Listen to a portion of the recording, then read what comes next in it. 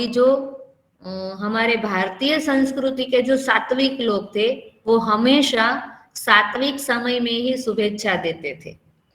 अभी हमने क्या कर दिया है, तो अभी हमने रात्रि काल में जैसे 12 बज गए तो 12 बजने के बाद हम क्या करते हैं कि हम ऐसा सोते हैं कि अच्छा 12 बज गए तो अभी आज मानो कि 29 तारीख है, तो अभी हमने 12 बजने के बाद हमने अभी बोला कि हाँ अभी 30 तारीख हो गई।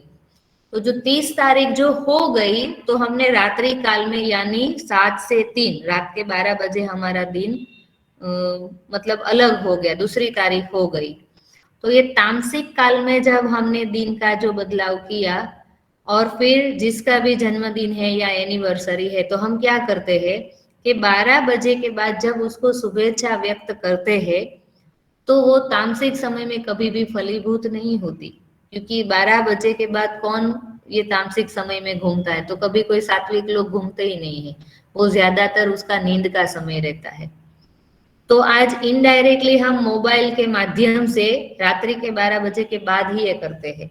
तो हमारे भारतीय संस्कृति में ब्रह्म मुहूर्त में जब जन्मदिन है या तो एनिवर्सरी है तो कोई भी कोई अच्छा दिन है तो उस समय सात्विक काल में ही शुभेच्छा देते थे, और वो भी यज्ञ करके अग्नि को साक्षी मान के साक्षात देवता को बुलाते थे, मंत्रोच्चार के साथ थे, पूरी उसकी हर एक विधि थी। तो हमारे शास्त्र में भी जन्मदिन के समय भी क्या पूरा यज्ञ भी होता था, वेद मंत्रोच्चार का पठन भी होता था, और हम खुद ब्रह्म मुहूर्त में अग्नि के सामने साक्षी मान के वो अलग अलग संकल्प भी लेते थे। लेकिन आज हमने क्या कर दिया कि रात को 12 बजे हम बोलते हैं कि हैप्पी बर्थडे टू यू, या तो जन्मदिन की खूब खूब शुभेच्छा, कुछ ना कुछ बोलते हैं। तो ये हमारा भारतीय संस्कृति की परंपरा नहीं थी, और सिर्फ इतना एक वाक्य बोल देने से क्या शुभेच्छा मिल जाती है, उसकी पूरी पद्धति है। तो वो पद्धति अनुसार हमें वो करना है। लेकिन ये अभी आज हमने क्या किया, तो ये पूरा कर दिया है। तो ये हमें समय का ध्यान भी रखना है, और उस सोच के हिसाब से थोड़ी हमारी जो विचारधारा है वो भी अभी बदलनी है। तो इसीलिए पूरा ये सबका जो सात्विक राजसिक तामसिक जो है तो उसका मूल कहाँ पर है, तो मूल आहार के ऊपर है। क्योंकि आप आहार ही ऐसा लोगे तो जो आपको आपकी नींद बढ़ाएगी, फिर रात को जगने का मन होगा, सुबह को उठने का मन नहीं होता। तो उन सब की जड़ कहाँ पर है, उन सब की जड़ आहार से जुड़ी हुई है समय के साथ। तो इसीलिए हमें ये सब ध्यान में रखना है, और धीरे धीरे करके हमें तामसिक में से राजसिक और राजसिक में से सात्विक बनना है। ठीक है। फिर किसी का ये भी प्रश्न रहता है कि अच्छा तो हमें कितने वक्त भोजन करना चाहिए, कैसा करना चाहिए। तो ये भी हमारे जो जीवन शैली है उसके अनुरूप है। जो अति श्रम करता है यानी किसान है, कोई मल्ल है, तो वैसे जो अति श्रम करने वाले जो वर्ग है, मजदूर वर्ग है, तो उन सब के हम आप हिस्ट्री भी देख ले तो उसके अंदर भी बताया है कि वो लोग भी 2 वक्त का ही भोजन करते थे।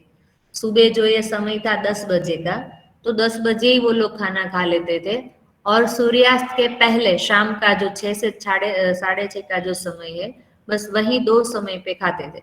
मतलब 24 घंटे के अंदर 12 घंटे के अंदर 2 वक्त खाना है, और 12 घंटे हमें भूखा रहना है।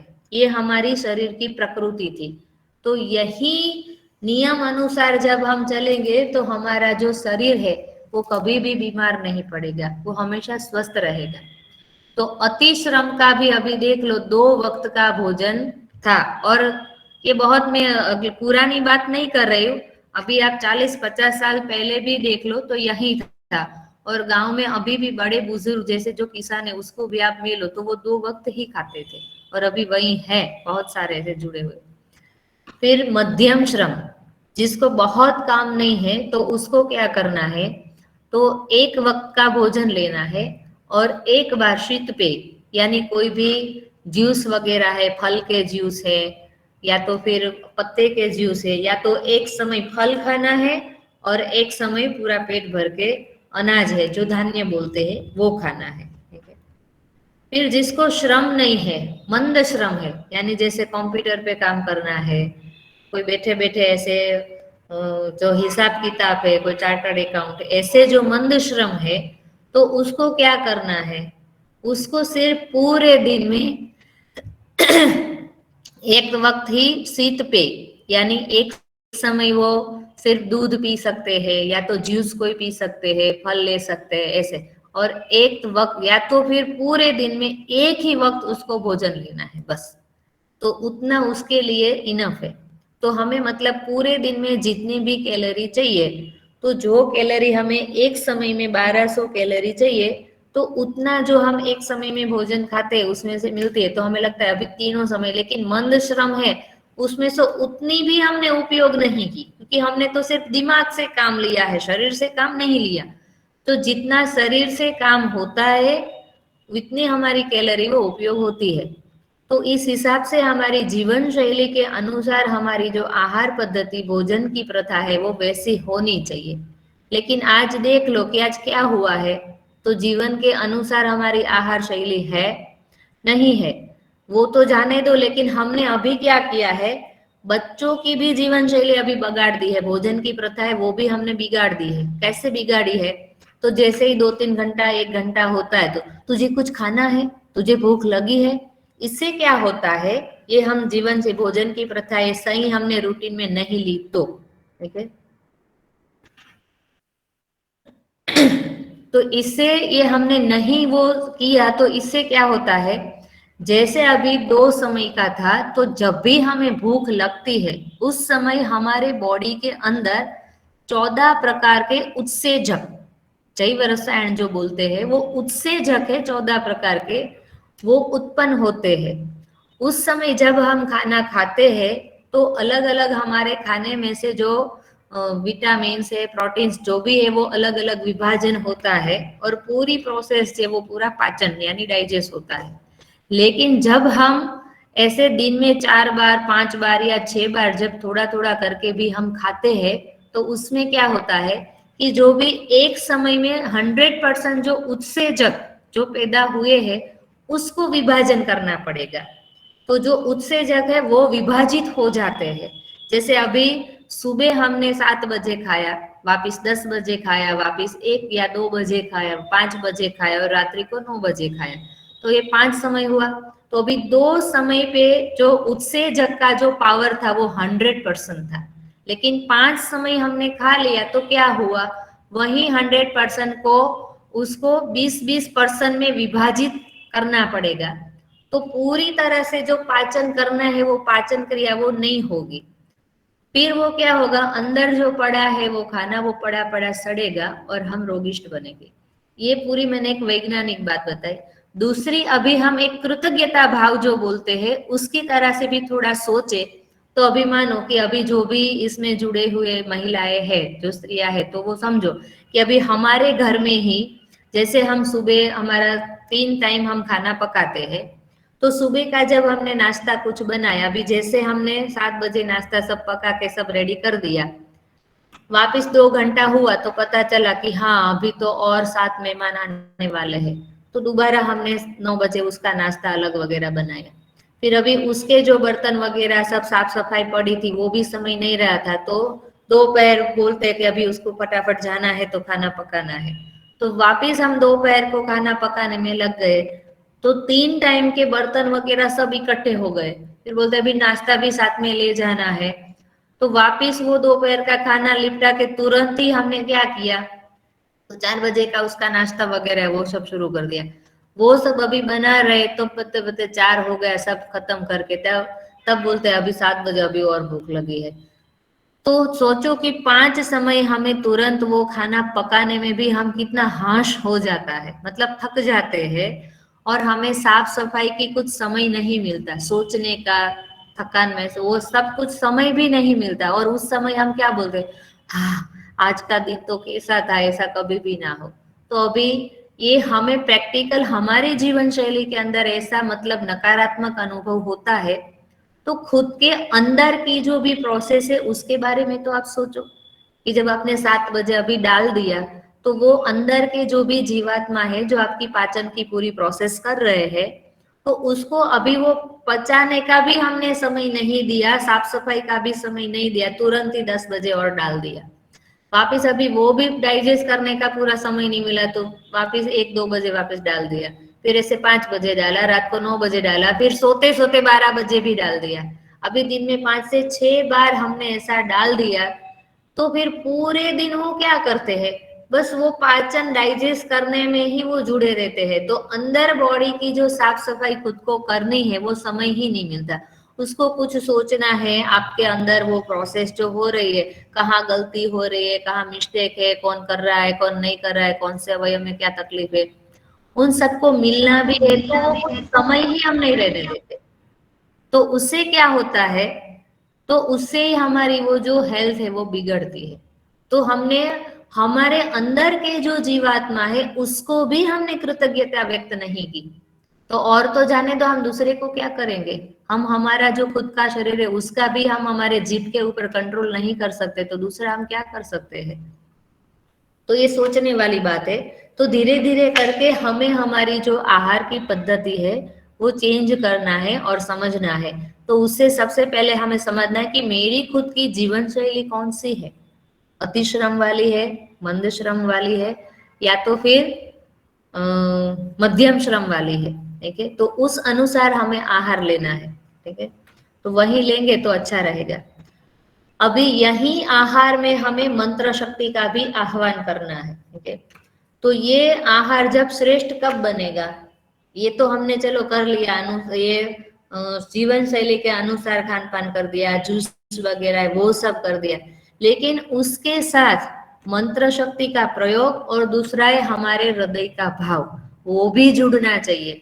अभी जैसे मैंने बताया कि सात्विक आहार खाने से सात्विक मन यानी सात्विक वृत्ति हमारे अंदर आती है, लेकिन वो सात्विक वृत्ति या ये कहाँ से आएगी, तो ये मंत्र शक्ति से आएगी और हमारे अंदर जो भाव प्रकट है उससे आएगी। ठीक है, तो वो कैसे पता चलेगा, तो सिंपल है कि अभी मानो कि हम जो खाना पका रहे हैं हमारे घर में सबके लिए, जैसे बच्चों के लिए है, बड़े बुजुर्ग है, घर में जो भी साथ में जुड़े हैं, तो हमारे पति के लिए है, सबके लिए जो खाना पका रहे हैं, तो हमें कभी भी खाना पकाते समय ऐसा नहीं लगता कि अच्छा आज मैंने जो नाश्ते में अभी पिज्जा बनाया है या तो फिर ये पास्ता है, वड़ा पाव, जो भी हमने कुछ बनाया, चपाटी है, भाजी है, जो भी बनाया हमने, तो आज इतनी अच्छी डिश बनी है तो इसका मुझे कितना दाम मिलेगा, ये कभी भी हमारे मन में नहीं आता।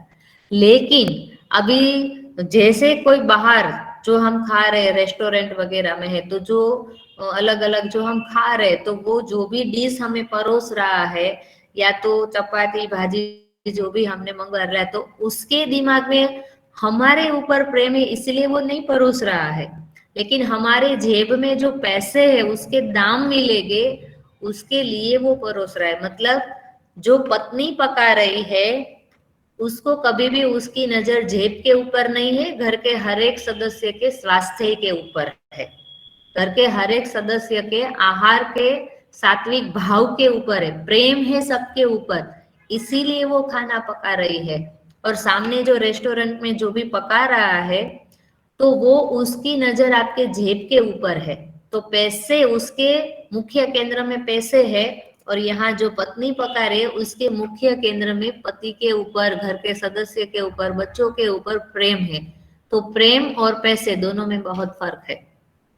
तो जैसे भाव से वो खाना पकाते हैं वैसे ऊर्जा वो खाने में जाती है, वो दिखती नहीं है, लेकिन वो शरीर के अंदर सब अंदर प्रोसेस होती है, तब जाके वो पता चलती है। ठीक है, तो इसके अंदर हमें जैसे कोई भी महिला भी खाना पका रहे, तो आज की जो लाइफस्टाइल में इतनी भाग दौड़ है, कई बार दिमाग ठिकाने है नहीं है, तो भी हमें वो क्या करना है, तो मंत्र शक्ति का उसे हमें उस समय हमें आह्वान करना है और मंत्र शक्ति से हमें खाना पकाना है। क्योंकि मंत्र का जो हमने मंत्र थेरापी के अंदर जो मंत्र चिकित्सा हमने अगले विषय में ली थी, तब उसका महत्व समझा था। मंत्र पूरे लयबद्ध से बना हुआ है, वैसे नहीं। मंत्र यानी भगवान ने एक सूचित किया हुआ एक कोडवर्ड है, जब भगवान को हमें कुछ बोलना है तब भगवान ने ये मंत्र का कोडवर्ड दिया है कि अच्छा तू ये मंत्र बोलना तो मुझे पता चल जाएगा तो तुझे क्या चाहिए, ठीक है। तो ये मंत्र पूरा वो कोडवर्ड है, तो वही हम क्यों ना प्रयोग करें। तो उससे पूरा हमारा आहार है वो भी सात्विक बनेगा, हमारे अंदर के भाव जो भी है जो नकारात्मक थे वो भी शुद्ध हो गए, पवित्र हो गए। और यही पवित्र आहार जब हम खाएंगे तो धीरे धीरे करके हमारा स्वास्थ्य है वो भी स्वस्थ होगा, मन सब पवित्र होगा, ठीक है। तो अभी कैसे मंत्र शक्ति का हमें प्रयोग करना है, तो एक तो हमें मंत्र का पठन करना है और उसको प्रोसेस करने में क्या है, तो क्लॉकवाइज एंड एंटी क्लॉकवाइज यानी विरुद्ध दिशा में घुमाना है और एक सही दिशा में घुमाना है। जैसे अभी हमने कोई भी बड़े से बर्तन में दाल पकाई है तो उसको बड़े चम्मच से लेके मुझे सही यानी क्लॉकवाइज घुमाना है और मंत्र को बोलना है। कोई भी हम मंत्र का प्रयोग कर सकते हैं, वो भी हमने उस समय बात की थी कि जैसे क्रिएटिव आपको चाहिए तो गायत्री मंत्र है, फिर तेजस्विता वैसे कुछ नियमितता के गुण चाहिए तो सूर्य का मंत्र है, फिर स्वास्थ्य रिलेटेड आपको जो भी कुछ है तो उसके लिए गायत्री मंत्र भी बोल सकते हैं। ग्रहों के बारे में जो भी हमारी नकारात्मक सोच वगैरह है तो उसके लिए नव ग्रहों के अलग अलग 9 दिन के वो भी हम मंत्र बोल सकते हैं। और फिर अंदर से हम भयभीत रहते हैं, डर महसूस होता है, कुछ बोलना है लेकिन बोल नहीं पाती, ये सब होता है, तब मृत्युंजय मंत्र का हमें करना है। फिर आध्यात्मिक के दिशा में हमें जब आगे बढ़ना है तो फिर ऐसे ही ओम नमो भगवते वासुदेवाय वो हम मंत्र बोल सकते हैं। तो ऐसे बहुत सारे मंत्र के कोडवर्ड जो भगवान ने दे रखे हैं, तो वो हमें मंत्र का पठन हमारे हिसाब से 1 बार 3 बार 5 बार 7 बार ऐसे हम बोल सकते हैं। तो जैसे ही बड़े बर्तन में दाल अभी पकाई है तो बड़ा चम्मच लेके हमें सही दिशा में मंत्र बोलते जाना है और घुमाना है। जैसे 1 बार हमने बोला तो 1 बार ऐसे घुमाते जाए और पूरा मंत्र पठन कर लिया। फिर वही बड़ी चम्मच से हमें एंटी क्लॉक यानी उल्टा विरुद्ध दिशा में घुमाना है और वही मंत्र हमें दोहराना है। तो ऐसे करने से क्या होता है, तो पूरा जो आपने मंत्रोच्चार किया तो उसके शब्द जो आपके मुंह में से निकले लेकिन वो दिखते नहीं है उसका हम अनुभव कर सकते हैं और वही शब्द जाके आपके आहार के अंदर मिश्रित हो गए क्योंकि आपने जानबूझ के वो मिश्रित किया है। तो मिश्रित हो गए उनमें से क्या, तो खाने के अंदर आहार के अंदर कोई भी नकारात्मकता है वो नाश हो जाएगी क्योंकि आपने मंत्र शक्ति का प्रयोग किया है, ठीक है। दूसरा है गोल ही क्यों घुमाना, क्योंकि गोल घुमाना इसीलिए हमारा जो पूरा सृष्टि का जो कोई भी आप पार्ट देख लो वो सब पूरा गोल ही है। जैसे नवग्रह देख लो, पृथ्वी से लेके हर एक ग्रह देख लो तो हर एक ग्रह गोल है हमारा, ठीक है। इसको मंडला थेरापी बोलते हैं। तो ये मंडला थेरापी में क्या है, तो सृष्टि में 9 ग्रह देख लो वो भी गोल है। फिर ऐसे हमारे हर एक बर्तन देख लो तो वो भी ज्यादातर गोल है, थाली है, वाटी है, या तो बड़े से कोई भी हम जो खाना पका रहे हैं वो बड़े बर्तन है वो सब गोल गोल गोल ही है। जैसे हम रोटी भी पका रहे हैं तो वो भी गोल ही पका रहे हैं। तो ऐसे कितनी सारी चीजें हैं जो गोल है, ठीक है। तो उसमें गोल क्यों करना है, क्योंकि गोल जब होता है तो इसमें निकलने का कोई रास्ता नहीं है। तो इसीलिए पूरी जो एनर्जी है जो ऊर्जा है वो अंदर ही गोल गोल गोल गोल घूमती रहती है। जैसे जल चक्र, हमने वो आगे भी ये बात ली थी मंडला थेरापी में, तो वो था कि जैसे जल चक्र है तो अभी समंदर का जो पानी है वो सूर्य की गर्मी से उबलता है, फिर उसकी वो बराल बनती है, फिर वो बादल बनते हैं, बादल बारिश के माध्यम से पृथ्वी के ऊपर आते हैं, फिर नदी में जाते हैं, फिर जाके वापिस समंदर में, तो पूरा जल चक्र हो गया। वैसे ऋतु अनुसार वो भी देख लो, फिर ठंड का मौसम आया, गर्म का आया, बारिश आई, वापिस ठंड आए, वापिस गर्म आए, वापिस, तो वो भी पूरा देख लो। तो इतनी ऐसे तो बहुत सारी चीजें हैं। जैसे हमारे सिर में से भी ऐसा है, तो हर एक धमनी में से सिर के ऊपर पूरा ये हमारा लहू है, रक्त है, वो घूमता है, वापिस घूमते घूमते पैर के तलवे के जाता है, वापिस ऊपर आता है, नीचे आता है, तो बॉडी में भी पूरा ये घूमता रहता है। तो पूरा ये मंडला थेरापी का जो कॉन्सेप्ट है वो देख लो, भगवान ने हर एक जगह पे ये चक्र के माध्यम से वो रचा है, लेकिन उसको समझना है हमें। इसीलिए तो गोल क्यों रखा है, क्योंकि वहां एनर्जी एक दूसरे को पास ऑन होती है, वो निकलती नहीं है, ठीक है। तो इसीलिए ये घूमनी चाहिए। जैसे अभी पिरामिड है या तो स्क्वायर है, उसके अंदर कोना है, तो कोने के हिसाब से वो एनर्जी निकलने का रास्ता भी है, लेकिन गोल जब है तो उसके अंदर वो रास्ता है ही नहीं, ठीक है। तो इसीलिए हमें गोल है वो जो भी खाना पका हुए, दाल है, सब्जी है, कोई भी किसी के भी अंदर हमें ये करना है, ठीक है। इससे क्या प्रोसेस होती है, तो जैसे ये मंडला थेरापी है, वो उसकी मतलब मंडला चिकित्सा, इसका भी प्रयोग हम हर रोज खाने में करें तो वो आहार है ना, वो भी सात्विक बनेगा मंत्र शक्ति के साथ। तो अंदर से हमें क्या करना है, ये रसोई के माध्यम से करना है। दूसरा अभी क्या है मंडला थेरापी का प्रयोग, तो घर के अंदर घर की सजावट जो हम करते हैं, तो श्रृंगार के द्वारा भी हमें ये मंडला का करना है। तो अभी फॉरेन में बहुत ही मंडला थेरापी करके, मंडला करके वो कॉन्सेप्ट आर्ट का कॉन्सेप्ट है, और मंडला करके वो बहुत ही प्रचलित है ये कॉन्सेप्ट। तो ज्यादातर आज वो अलग अलग मंडला है, तो कोई ड्राइंग के माध्यम से, कोई दीवार पे भी करवाते हैं, अलग अलग जगह पे करवाते हैं। तो मंडला के माध्यम से हम अलग अलग चक्रस भी बनाते हैं। फिर जैसे हमारे बॉडी के अंदर जो 7 चक्रा है, 7 चक्रा है, तो वो 7 चक्र को भी हम अलग अलग दीवार के ऊपर भी कर सकते हैं। हमारे बॉडी के अंदर जो टैटू द्वारा जो बनाते हैं, तो वो भी हम बना सकते हैं। तो वो बाहर से है, वो घर की सजावट के अंदर हमें ये मंडला थेरापी लानी है, और रसोई के द्वारा खाने के अंदर हमें ये बार बार मंत्र शक्ति के साथ मंडला चिकित्सा का प्रयोग करना है। तो ये बहुत ही अच्छा प्रयोग है। इससे हमारे अंदर की जो हम जन्मांतर से लाए, यानी अभी कितने सालों से जुड़े हुए, हम भूतकाल से जो नेगेटिविटी से जुड़े हैं, वो सब नकारात्मक सोच है, ये जो भी नकारात्मक बातें है, वो धीरे धीरे करके निकल जाएगी। हम धीरे धीरे करके सात्विक बनते जाएंगे। तो ये बहुत ही अच्छा प्रयोग है, ठीक है। पिछली बैच में 2-3 जन ने ये सब प्रयोग किया था, तो उन सबको बहुत ही मतलब अच्छा लगा था। तो जो भी ये जिन किसी ने भी प्रयोग किया, तो उसको भी वो शेयरिंग करना है तो वो कर सकते हैं, ठीक है। तो आहार के माध्यम से हमें क्या करना है, तो आहार के माध्यम से हमें धीरे धीरे करके तामसिक में से राजसिक, राजसिक में से सात्विक बनना है। तो इसमें 2 हमारी प्रक्रिया हुई। एक तो प्रक्रिया कौन सी हुई, खाना हमारा है वो धीरे धीरे तामसिक में से राजसिक, राजसिक में से सात्विक, वैसा खाना खाना है।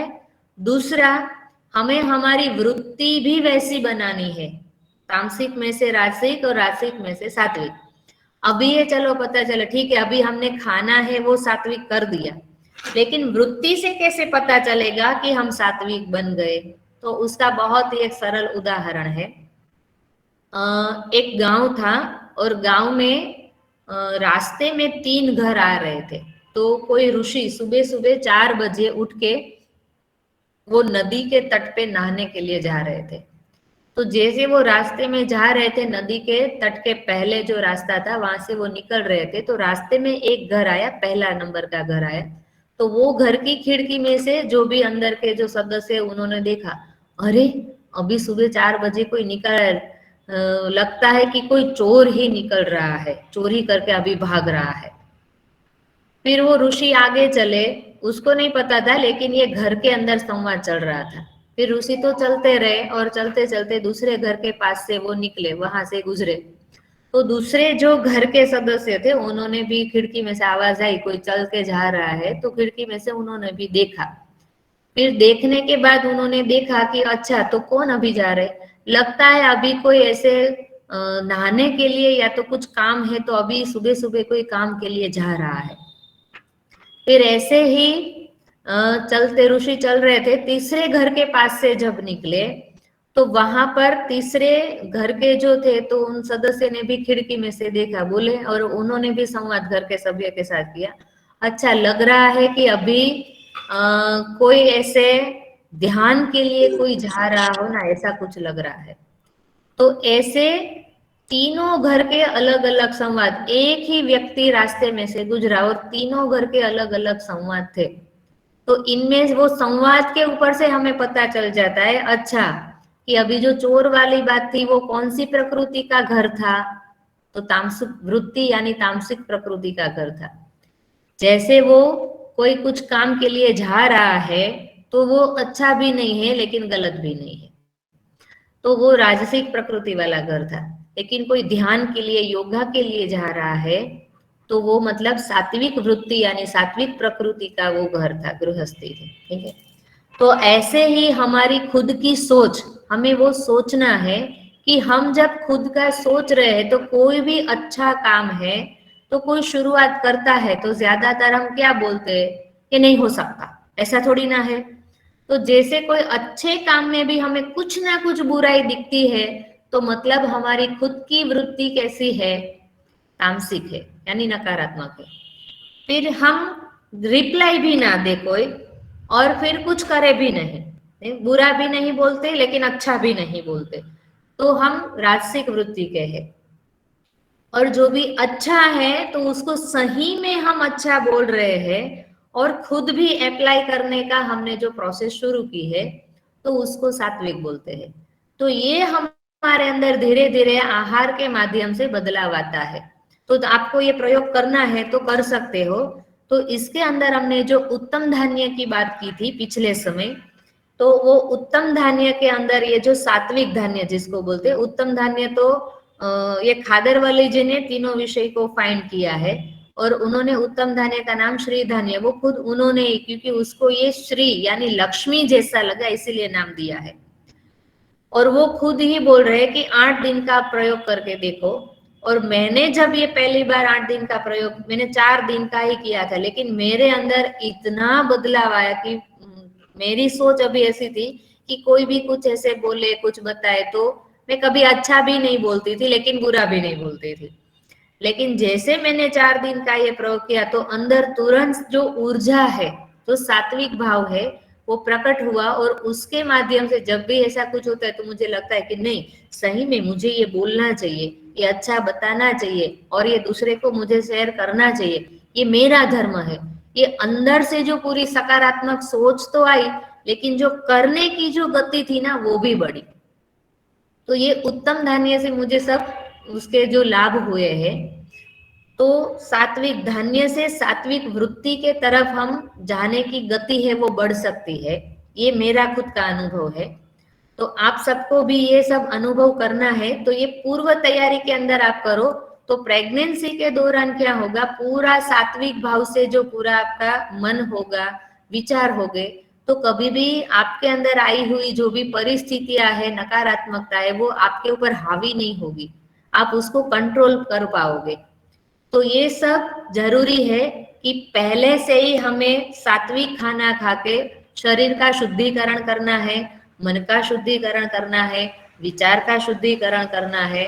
जो जो भी अलग अलग हम अभी तक के जो शुद्धिकरण देख रहे हैं वो हर एक शुद्धिकरण की जड़ कहाँ पर है, अन्न के ऊपर ही है, आहार के ऊपर ही है। ठीक है, लेकिन ये विषय इतना सेंसिटिव है, सबके जो स्वाद है वो आहार से ही जुड़े हुए हैं।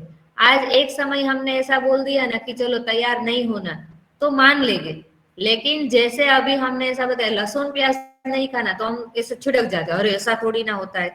तो स्वादिष्ट जो खाना वो हमारे जीभ का, हम जीभ के जो स्वाद है वो हमने इतना वो पकड़ के रखा है कि वो जब छोड़ने की बात आती है तो फिर दिमाग घूम जाता है। तो विषय ऐसे देखना जाए तो बहुत सेंसिटिव है, लेकिन थोड़ा साइंटिफिकली आप सोचे। और दूसरा है आपके अंदर भाव को देखे, आपके अंदर वृत्ति है वो झांक के आप थोड़ा देखे तो आपको समझ में आ जाएगा कि आपकी दिशा कौन सी है, विचार कौन से है, ध्येय कौन सा है, गति कैसी है। तो आपको धीरे धीरे करके जीभ को कंट्रोल करना आ जाएगा। इसीलिए हमारे गुजराती में भी बहुत अच्छी एक कहावत है कि आप जीने के लिए खा रहे हो या फिर खाने के लिए जी रहे हो। बहुत ही सिंपल है लेकिन एक ही वाक्य में बहुत ही अच्छा बता दिया है। तो ज्यादातर आज हमारी जीवन शैली ऐसी है कि सही में हम खाने के लिए जी रहे हैं। और कोई भी सगा संबंधी सब लोग मिलते तो भी क्या वही हम बात करते हैं ना कि अभी ठीक है, अभी क्या है, कोरोना काल भी अभी गया, क्या पता चला कब हम मर जाएंगे, क्या कब हो जाएगा पता नहीं, शांति से खाओ पियो और मौज करो। तो ऐसी अभी हमारी भाषा भी ऐसी बन गई है। तो अभी ये जब हमारी भाषा है तो ये सात्विक आहार, सात्विक सोच, ये तो बहुत दूर दूर की बात है। तो ये हमें सब सोचना है और हमारी सोच भी बदलनी है, क्योंकि आहार जब आप बदलोगे, उसके अंदर काम करोगे तो हर एक रूट में काम होगा। और मैं आपको ये इसीलिए मैं इतना कॉन्फिडेंस के साथ बोल रही, क्योंकि मैं खुद इतना लहसुन प्याज खाती थी कि 8 दिन के अंदर 250 लहसुन मैं खुद खाती थी। और मेरे घर में मुझे सबसे स्वादिष्ट और एकदम परफेक्ट स्वादफुल खाना, टेस्टी मुझे चाहिए था। कुछ भी प्लस माइनस हो तो मैं नहीं चलाती थी। लेकिन जैसे मैंने ये भगवत गीता के अंदर, गीतामृतम के अंदर मैंने ये सब डिटेल में पढ़ा, 14 अध्याय, मतलब भगवान कृष्ण ने भी ये सत्व रजतम, प्रकृति और आहार, इन दोनों की डिटेल बताने के लिए स्पेशली 14वां अध्याय वो दिया है। उन्होंने अध्याय के अंदर सब विस्तृत में बताया। जब मैंने ये पढ़ा भगवत गीता, जब ये पता चला, तब मुझे ओहो, भगवान ये सब बताने के लिए आ रहे, और मैं मूर्ख इतना लहसुन प्याज ये सब खा रही थी स्वादिष्ट। मतलब मेरा अभी खाना वो स्वास्थ्य के लिए नहीं था, मेरे पेट के लिए नहीं था, मेरे जीभ के लिए ही था। लेकिन जब मैं जीभ के लिए खा रही हूँ, स्वाद के लिए खा रही हूँ, तो ये कभी भी मैं मेरा खुद का कल्याण नहीं कर पाऊंगी। मैं मेरा खुद का कल्याण नहीं करूंगी तो मैं दूसरा को क्या करूंगी। तो जब मुझे सही में कुछ करना है, सही में कुछ बदलना है, सही में मुझे कुछ अच्छा बनना है, तो सबसे पहले शुरुआत तो मुझे मेरे से ही करनी पड़ेगी। तो इसीलिए मैंने तय किया कि चलो अभी लहसुन प्याज बंद। तो लहसुन प्याज तुरंत ही बंद कर लिया। तो कई बार मेरे सास भी मुझे बोलते कोई बात नहीं छोड़ दिया तो, लेकिन कोई बार तो खा लिया कर। मैंने वही बताया, जब मैं अज्ञानी थी तब ठीक है, मैंने बहुत खा लिया, लेकिन अब मुझे ज्ञान मिला है तो अभी फिर मेरा व्रत है कि अभी मैं नहीं खाऊंगी।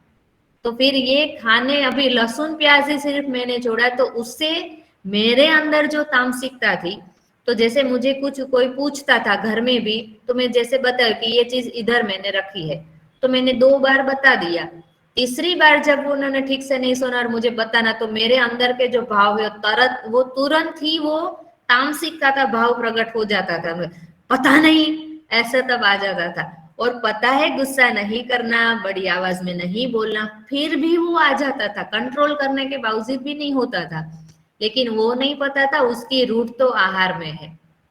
जैसे ये मैंने लहसुन प्याज बंद किया, तो मेरे अंदर के ये जो तामसिक भाव है वो शांत हो गए, वो बंद हो गए, राजसिकता में चली गई। फिर राजसिकता के अंदर भी ये तो थी कि मैं अच्छा भी नहीं गलत भी नहीं, ये प्रोसेस चल रही थी। तब जाके मुझे सकारात्मक धन्य के अंदर पता चला, तो वो फिर मैंने प्रोसेस किया। तो अभी ऐसा है कि कोई भी अच्छी बात है तो 10 जन को भी बताना है तो मैं तुरंत ही शेयर करती हूँ। गलत बात है तो जिसकी भी गलत बात है तो उसको बोलना तो अलग बात है, लेकिन वो कैसे बदला जाए उसकी प्रोसेस में लग जाती हूँ। तो अभी जो जो भी बोलना है तो अंदर से तुरंत भाव होता है कि जो करना है तो बोलने से ज्यादा जीवन में मुझे जीना है। तो जो भी मैं कल्याण की भी बात करे तो सबसे पहले मुझे मेरा खुद का कल्याण करना है।